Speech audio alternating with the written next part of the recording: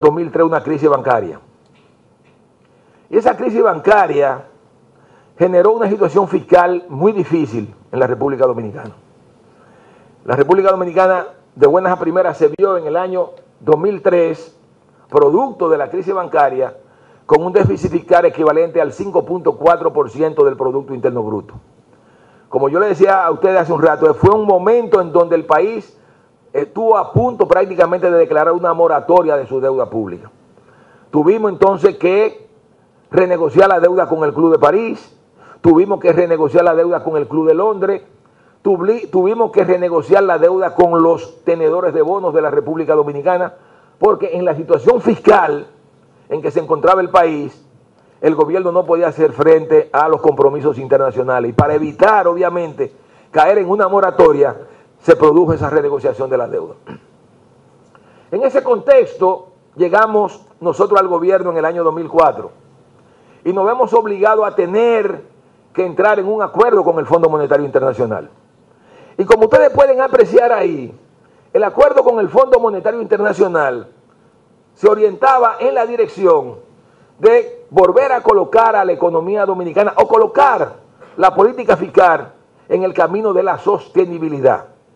Y para eso se hacía necesario que el país, que no estaba generando superávit primario, pasara a generar superávit primario. Entonces el programa se planteó, evidentemente, ir reduciendo el déficit fiscal de manera tal que pudiéramos lograr ya para el año 2007 una situación superavitaria, de manera que nos colocáramos en una situación tal que se pudieran generar los superávit primarios suficientes como para hacer sostenible el nivel de la deuda pública. Como ustedes pueden ver, del 2003 al 2004, el déficit fiscal se redujo de 5.4 a 3.2. ¿Qué ocurrió ahí? Bueno, ya a partir del 2004, cuando subimos nosotros el gobierno, lo primero que tenemos que hacer es una reforma tributaria. Y evidentemente la reforma tributaria se orientaba en la dirección de lograr más ingresos y el propósito fundamental era enfrentar esta situación y comenzar a hacer creíble a la República Dominicana. Pero en el 2005, como ustedes ven, se produce esa impresionante mejoría, se reduce el déficit fiscal del 3.2 al 0.2. ¿Por qué? No solo por los ajustes que hace el gobierno, sino también porque tuvimos que hacer otra reforma tributaria. Se hace otra reforma tributaria.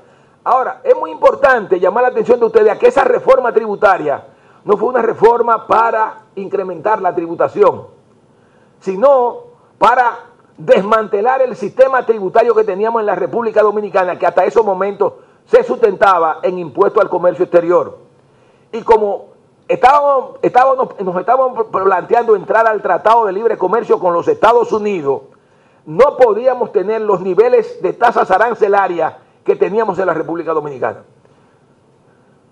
Inclusive en el país se había llegado a crear una figura arancelaria, que yo no sé si ustedes la conocen aquí en la Argentina, que era una comisión cambiaria a las exportaciones. Y esa comisión cambiaria era una especie de paraarancel. Y llegó a ser tan importante que se convirtió en el cuarto impuesto más importante del país. Entonces, a la hora de integrarnos al acuerdo de libre comercio, eso había que desmantelarlo. No podíamos mantener esa comisión cambiaria, porque en el marco del acuerdo eso no era tolerable. Se entendía que era una barrera al comercio.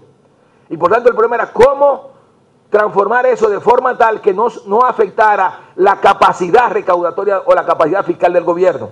Y efectivamente hicimos la reforma tributaria y se eliminaron esas figuras, se incrementó el ITEBI, se amplió el ITEBI, también se amplió la base del ITEBI, se incrementó momentáneamente el impuesto sobre la renta, aunque fuera de manera transitoria, a los fines obviamente de lograr crear las condiciones que nos permitieran entrar al Tratado de Libre Comercio. Con todo y eso, aunque fue una reforma compensatoria, no con el propósito de incrementar la tributación, con todo y eso logramos reducir de manera drástica el déficit fiscal del gobierno ese año. Observen ustedes en el 2006 qué ocurre. En el 2006 Entonces empeora un poco y el déficit fiscal que había bajado a 0.2% del PIB se coloca en 1% del PIB. ¿Por qué? Tengo que ser sincero con ustedes. Ese año se celebraron las elecciones de medio término. Y yo no sé si aquí en Argentina es así, pero en las elecciones de medio término los gobiernos tienden a gastar más. Y aunque ya luego viene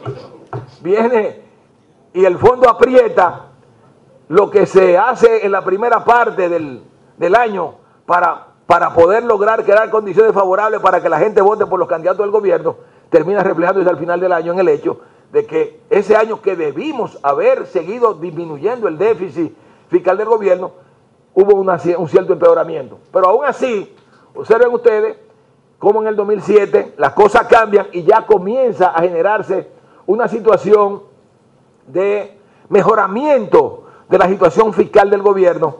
Se genera un cierto superávit fiscal, como verán posiblemente más adelante, un mejoramiento también muy importante en el superávit primario del gobierno.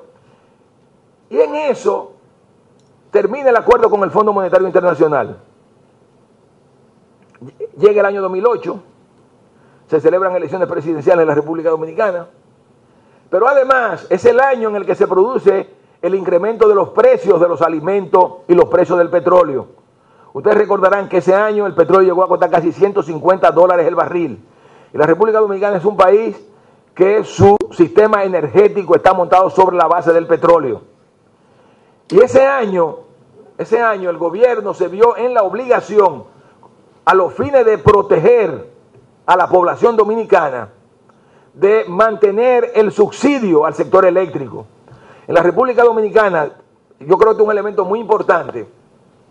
El sector eléctrico funciona por los aportes que hace el gobierno. Una parte muy importante de la población que recibe el servicio eléctrico no lo paga. Y por tanto, para poder mantener en operación el sistema eléctrico, el gobierno tiene que transferir todos los años cantidades importantes de recursos al sector eléctrico. Y esos recursos se incrementan cuando se incrementan los precios del petróleo. Y ese año, cuando el petróleo llegó a colocarse casi en $150 el barril, el gobierno tuvo que transferir al sector eléctrico 1.300 millones de dólares. 1.300 millones de dólares. Para que ustedes tengan una idea de qué significa eso en términos del Producto Interno Bruto. Cerca del 2.5% del Producto Interno Bruto se le tuvo que transferir ese año al sector eléctrico. Pero además, a los fines de evitar que el incremento de los precios de los alimentos se transfirieran a los sectores pobres de la población, el gobierno también